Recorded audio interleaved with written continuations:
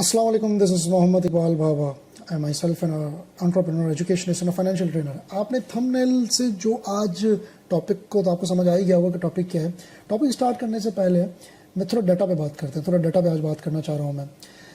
पाकिस्तान के अंदर अगर आप अर्बन और रूरल प्रॉपर्टीज़ को मिला लें तो एक रिपोर्ट, एक आर्टिकल और कुछ वेबसाइट्स के हिसाब से गालिबन मार्केट वैल्यू 1200 अरब डॉलर बनती है पाकिस्तान की.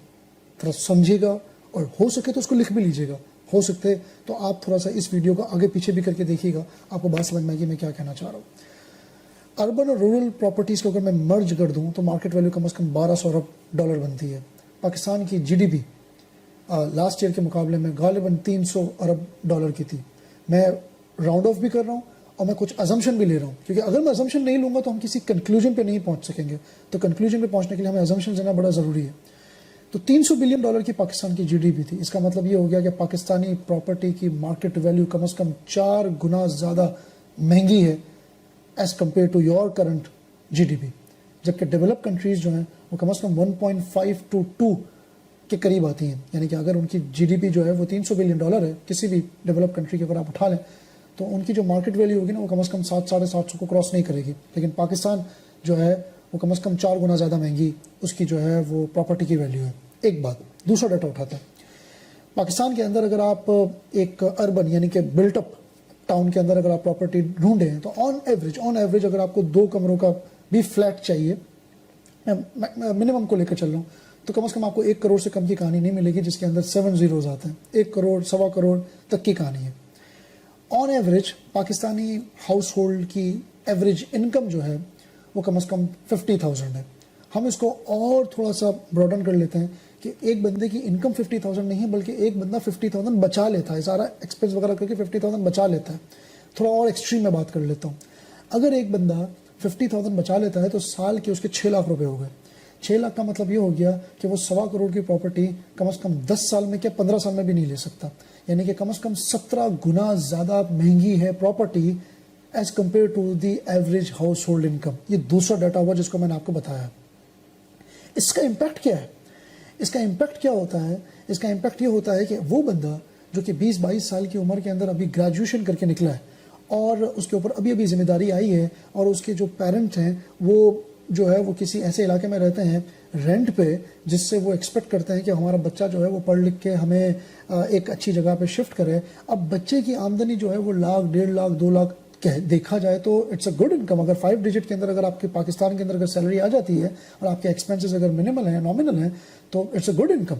लेकिन उसके दिमाग में क्या है कि अगर मैं महीना 50,000 भी बचा लेता हूँ, बल्कि अगर डबल कर दे लाख रुपए भी मैं बचा लेता हूँ, which is impossible for the average household income middle class के लिए, अगर मैं लाख रुपए भी बचा लेता हूँ तब भी मैं 1 करोड़ की प्रॉपर्टी जो है वो 20 साल में भी नहीं ले सकता. अब ज़रा ये सोचिए उसके ऊपर क्या साइकोलॉजिकल इम्पैक्ट आ रहा है. उसका होता क्या है?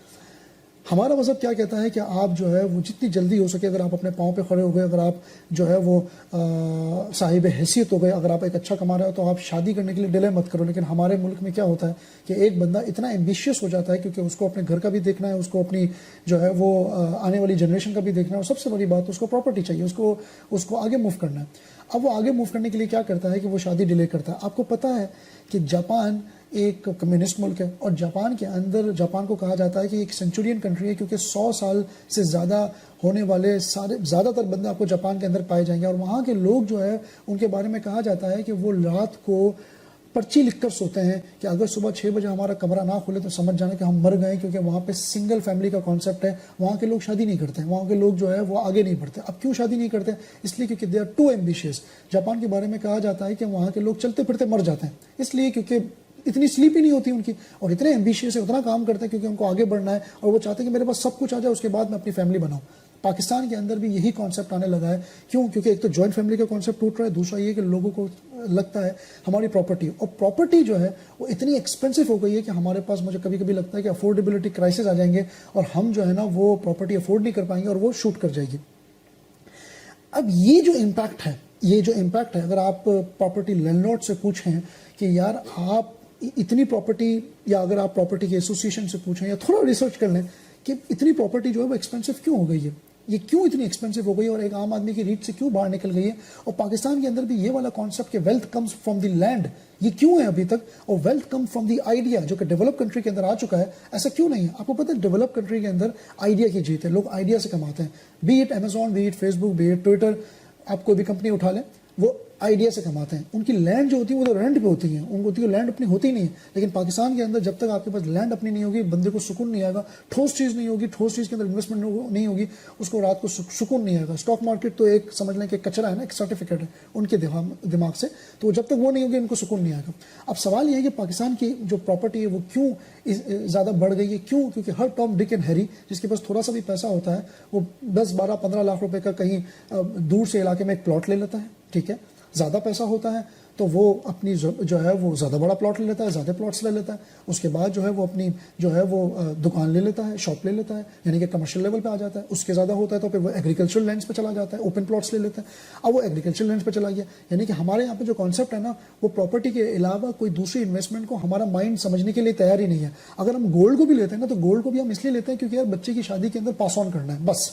हम गोल्ड को भी एज इन्वेस्टमेंट नहीं समझते। स्टॉक मार्केट तो हमारे लिए कुछ है नहीं। 22 करोड़ की आबादी में सिर्फ 2 लाख लोग, रिटेल इन्वेस्टर्स में से सिर्फ 2 लाख, 2.5 लाख लोग जो है वो हमारे यहाँ पे स्टॉक मार्केट के अंदर है। इंडिया की और बांग्लादेश की अगर आप तादाद देखें तो आपका दिमाग खराब हो जाएगा कि यार इंडिया, बांग्लादेश, श्रीलंका, ये हमसे जो है वो हमारे बाद आज़ाद होने वाले। यानी कि इंडिया तो चले बहरहाल हमारे ही बाद हुआ, एक दिन बाद ही हुआ, लेकिन बांग्लादेश भी हमारे बाद हुआ 1972 में। ये भी हमसे स्टॉक एक्सचेंज में इनकी भी जो है ना वो ज़्यादा है। तो हमारे यहाँ पे जो लोग हैं ना वो प्रॉपर्टी के अलावा किसी को समझते ही नहीं है। अच्छा, अब सारा जो ब्लैक का पैसा है वो भी प्रॉपर्टी में आता है। आपको पता है स्टॉक मार्केट और प्रॉपर्टी में फ़र्क क्या है? कि प्रॉपर्टी के अंदर ब्लैक का आप पूरा पैसा, ब्लैक का पैसा जो होता है, ब्लैक पैसा का मतलब ये है कि जो गवर्नमेंट की नज़र में शो नहीं हुआ वो पैसा आप प्रॉपर्टी में डालते हैं। और जब इतना पैसा बढ़ जाता है तो गवर्नमेंट एक एमनिस्टी अनाउंस करती है, एमनिस्टी में सारा पैसा वाइट हो जाता है, आप क्लियर हो जाते हैं, आप निकल जाते हैं। स्टॉक मार्केट में क्या होता है? स्टॉक मार्केट के अंदर पहले पैसा वाइट होगा, उसके बाद आप स्टॉक मार्केट में इन्वेस्टमेंट कर सकेंगे। पहले गवर्नमेंट की नज़र में होगा, यानी कि आपके पास वाइट अमाउंट होगी, उसके बाद आप फिर स्टॉक मार्केट में इन्वेस्टमेंट कर सकेंगे। तो इस वजह से चूंकि प्रॉपर्टी में एंट्री बैरियर नहीं है, कोई भी बंदा घुस सकता है, आपके पास ब्लैक का पैसा हो तो भी आप जा सकते हैं, और government at the end amnesty scheme दे देती है। तो ये एक समझ लें कि एक बड़ा आसान सी एंट्री हो गई और हर बंदा इसके अंदर चला जाता है। अब इससे होता ही है कि चूंकि अनडॉक्यूमेंटेड इकोनॉमी इतनी बढ़ गई है, कुछ एनालिसिस के हिसाब से जीडीपी पाकिस्तान की अगर $300 बिलियन है तो इतनी ही अनडॉक्यूमेंटेड भी है, यानी कि $600 बिलियन जीडीपी आपकी है तो $300 बिलियन अनडॉक्यूमेंटेड है, जो कि किसी को पता ही नहीं है।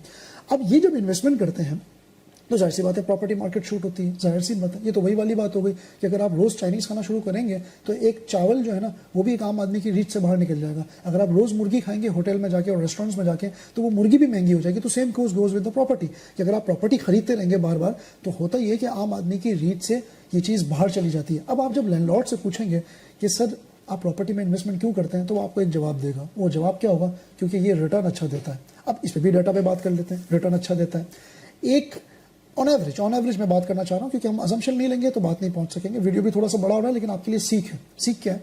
ऑन एवरेज प्रॉपर्टी से 2 आपके पास मैक्सिमम जो है ना वो रिटर्न्स आते हैं। एक रेंटल इनकम और दूसरी कैपिटल एप्रिसिएशन, जो आप प्रॉपर्टी बेचने के बाद आपको मिलती है। चले मैं बेच भी नहीं रहा, मैं बुक्स में रिकॉर्ड कर रहा हूँ।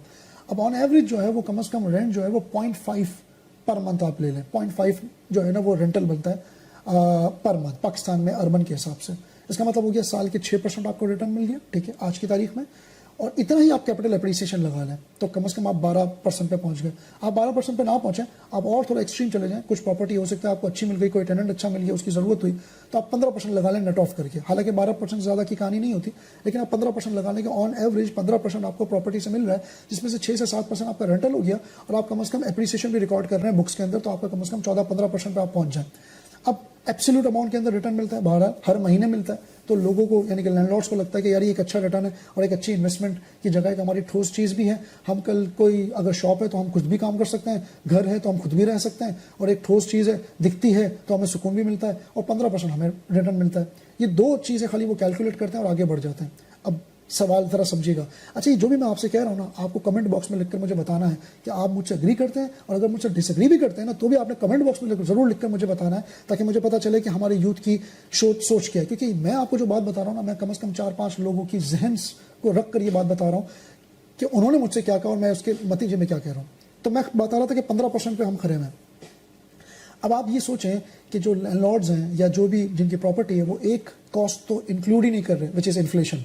پاکستان کے اندر اگر آپ جون 2000 سے یعنی کہ جب مشرف کا ایرا شروع ہو رہا تھا اور آج تک 2020 تک 20 سال کی آپ ایوریج نکالیں گے نا تو کم از کم 7.5-8% آپ کی انفلیشن رہی ہے. مہنگائی کا مطلب کہ آپ کی پرچیزنگ پاور یعنی کہ اگر آپ 15% گراس کو مان رہے ہیں نا تو اس میں سے آپ انفلیشن ہٹائیں گے کیونکہ آپ کو ریئل ٹرمز کے اندر جو ہے وہ اپنی گروتھ اور پروفٹ میجر کرنی ہے. یہی مسئلہ ہمارے اندر ہے, ہم پروفٹ کو صرف ایبسولوٹ ٹرمز کے اندر کرتے ہیں, ریلیٹو تو کرتے ہی نہیں ہیں. تو 15 میں سے آپ کم از کم 7.5% ہٹا دیں, چلیں کیلکولیشن آسان کرنے کے لیے 7.5 ہٹا دیں تو بچا کتنا 7.5% آپ کا انفلیشن ہٹا دیا تو ریئل تو آپ کو 7.5% ملی ہے. اب پاکستان کے اندر چونکہ پراپرٹی ان لیکوڈ ایسٹ ہے, ظاہر سی بات ہے آپ کو جب ضرورت ہوگی تب نہیں بکے گی, ٹھیک ہے, it takes time. On average property بھی پاکستان کے اندر 3 مہینے لیتی ہے بیچنے کے لیے. کبھی بائر نہیں ملتا, کبھی بائر ملتا ہے تو وہ آپ کو جو موڈ آف پیمنٹ کر رہا ہوتا ہے وہ آپ کو صحیح نہیں کر رہا ہوتا, کبھی اس کے وائٹ کے مسئلے, کبھی ٹیکس کے مسئلے, کبھی بائر جو ہے وہ کبھی تو چیک آنے کے بعد بھی واپس ہو جاتا ہے. تو یہ یاد رکھیے گا کہ آن ایوریج 3 مہینے لیتے ہیں. اب آپ کی سمجھ لیں کہ ایک ان لیکوڈ ایسٹ ہے, آپ کے پاس جو ہے آپ کو بچوں کی شادی کرنی ہے, آپ کے پاس کوئی ایجوکیشن کا خرچہ ہے, کوئی ایمرجنسی آ گئی اور آپ نے ناک تک پراپرٹی پہ انویسٹمنٹ کری ہے تو ظاہر سی بات ہے ان لیکوڈ ایسٹ ہے that won't give you the immediate money. یہ لیکوڈ مارکیٹ نہیں ہے, ٹھیک ہے, ان لیکوڈ ہے.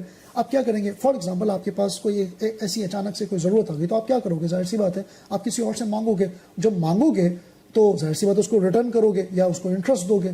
تو وہ انٹرسٹ جو ہے نا that is called the opportunity cost. Why opportunity cost? کیوں؟ کیونکہ آپ نے ایک بینیفٹ کو جو ہے وہ آپ فورگو کر رہے ہیں, آپ اپنا بیچ نہیں پائے اور آپ کو اس کو انٹرسٹ دینا پڑے گا کسی بھی بندے کو. یا فار ایگزامپل آپ کے پاس کوئی ایک ایسی بزنس اپارچونٹی آ گئی کہ آپ کے پاس اتنا اماؤنٹ جو ہے نا وہ لازمی ہے. اب آپ کے پاس اگر 50 لاکھ کی پراپرٹی پڑی ہوئی اور آپ کو صرف 10 لاکھ کی بیچنا ہے تو آپ پارشل پراپرٹی سیل نہیں کر سکتے, پوری پراپرٹی سیل کرنی ہے. اور وہ 10 لاکھ روپے آپ کو اگر امیجیٹلی چاہیے بزنس کی اپارچونٹی کے لیے, اور بزنس اپارچونٹی آپ کو فار ایگزامپل ہم بینک کے انٹرسٹ ریٹ کے حساب سے لے لیتے ہیں کہ 5% آپ کو سال کے دے رہا ہے, تو وہ 5% جو کہ آپ نہیں لے پائے بیکاز کیونکہ آپ کے پیسہ پراپرٹی میں پھنسا ہوا تھا, تو یہ 5% بھی وہ 7.5% میں سے مائنس ہونا چاہیے. کیوں؟ کیونکہ یہ ایک اپارچونٹی کاسٹ تھی اور آپ نے وہ فورگو کر دیا بیکاز کہ آپ کا پراپرٹی میں پیسہ تھا اور آپ بینیفٹ نہیں لے سکے. تو آن ایوریج اگر آپ 7.5% میں سے اگر 4-5% بھی مائنس کر دیں گے تو 2-3% سے زیادہ پراپرٹی ریٹرن نہیں دیتی. یہ سمجھے بات کو. جبکہ اس کے اگینسٹ میں اسٹاک مارکیٹ میں اگر آپ جاتے ہیں آن ایوریج اسی 20 سال کا میں آپ کو ریکارڈ بتا رہا ہوں, 17 سے 18% اسٹاک مارکیٹ نے آپ کو ریٹرن دیے. پہلا. دوسری بات, اس کے اندر کوئی اپارچونٹی کاسٹ نہیں ہوتی, آپ پارشل بھی سیل کر سکتے ہیں اور آپ چاہیں تو پورا بھی سیل کر سکتے ہیں, اور لاس میں سیل کر کے بھی آپ نکل سکتے ہیں. یعنی کہ اسٹاک مارکیٹ کے اندر ہارڈلی 5 منٹ بھی نہیں لگتے اگر آپ کو جو ہے وہ بیچنا ہے, اور 24 گھنٹے میں آپ کے اکاؤنٹ کے اندر جب ڈیلیوری مکمل ہو جاتی ہے تو 24 گھنٹے کے اندر آپ کے پاس پیسہ آ جاتا ہے. تو اسٹاک مارکیٹ جو ہے that is more liquid and that gives, اس کے اندر کوئی اپارچونٹی کاسٹ نہیں ہوتی. اگر 18% میں سے اگر آپ 8% مائنس بھی کر دیں کیا انفلیشن, تب بھی 10-11% کا آپ کو ریٹرن ملتا ہے, جو کہ سب سے بہترین کلاس آف این ایسٹ ہے فار دا لاسٹ 20 ایئرس. تو اب یہ سمجھنے کی ضرورت ہے کہ ان سارے لوگ جو پراپرٹی میں انویسٹمنٹ کرتے ہیں ان کو یہ سمجھنا چاہیے کہ 2-3% سے زیادہ پراپرٹی آپ کو ریٹرن نہیں دے رہی انٹل انلیس کوئی ایسی پراپرٹی ہو جو کہ سینٹر آف دا سٹی ہو. اس کے باوجود بھی میری انالیسس کے حساب سے 3-4% سے زیادہ کا ریٹرن نہیں ہے net. Thank you so much for watching this video. Comment لازمی کرنا ہے کہ آپ میری بات سے اگری کرتے ہیں یا نہیں کرتے, اور اگر نہیں کرتے تو کیوں نہیں کرتے. We will have a great constructive discussion on the comment box. Thank you so much for watching this video.